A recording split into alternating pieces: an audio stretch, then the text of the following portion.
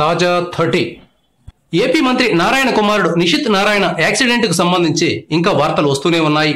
గంటకు 200 కిలోమీటర్లకు పైగా స్పీడ్తో వెళ్లడం అనే మాట విన్నవారిని, వీడియోలో చూసిన వారిని దిగ్భ్రాంతికి గురి చేసింది.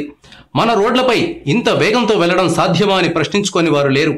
ఈ ప్రమాదం తర్వాత చాలా మంది తల్లిదండ్రులు తమ పిల్లలను పదే పదే హెచ్చరిస్తున్నారు. కారు, బైకు తీసిన ప్రతిసారి వార్నింగ్ ఇస్తూనే ఉన్నారు. కారు అయితే ఎట్టి పరిస్థితుల్లోనూ గంటకు 80 కిలోమీటర్లకు మించి వెళ్ళకండి అని చెప్తున్నారు. పేరెంట్స్ ఎంత చెప్పినా ఉడుకు రక్తం వినిపించుకుంటుందా, దూకుడు తగ్గించుకుంటుందా? ఏదో ఇలాంటి ప్రమాదాలు జరిగిన సమయంలో కాస్త మెల్లగా వెళ్తారు, మళ్ళీ యథావిధిగా ఓవర్ స్పీడ్లో వెళ్తూనే ఉంటారు. కాలం కలిసి రానప్పుడు ప్రమాదాల బారిన పడుతుంటారు. నిషిత్ నారాయణ చనిపోయిన రాత్రి ప్రచండమైన గాలి వీసింది, భారీ వర్షం కురిసింది. సాధారణ పరిస్థితుల్లో అయితే బహుశా నిషిత్ కారు యాక్సిడెంట్కి గురయ్యేది కాదేమో.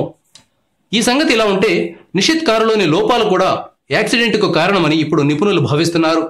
ఎంత యాక్సిడెంట్ అయితే మాత్రం ఇంజిన్ ఊడి డ్రైవర్ సీట్లోకి రావడం ఏమిటి అనే ప్రశ్న తలెత్తుతోంది. ఇంజిన్ డ్రైవర్ సీట్లోకి రావడంతో స్టీరింగ్ రాడ్డు నిషిత్ ఛాతీలోకి దూసుకుపోయింది. దీంతో స్పాట్ డెడ్ అయ్యాడు.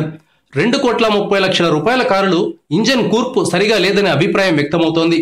కారు కనుక పకడ్బందీగా ఉండుంటే కనీసం గాయాలతోనైనా నిషిత్ బయటపడేవాడని నిపుణులు అభిప్రాయపడుతున్నారు.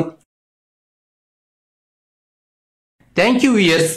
ఈ వీడియో మీకు నచ్చితే లైక్ బటన్ టచ్ చేయండి. తాజా 30 ఛానల్కు సబ్స్క్రైబ్ చేయండి. మీ మిత్రులకు షేర్ చేయండి.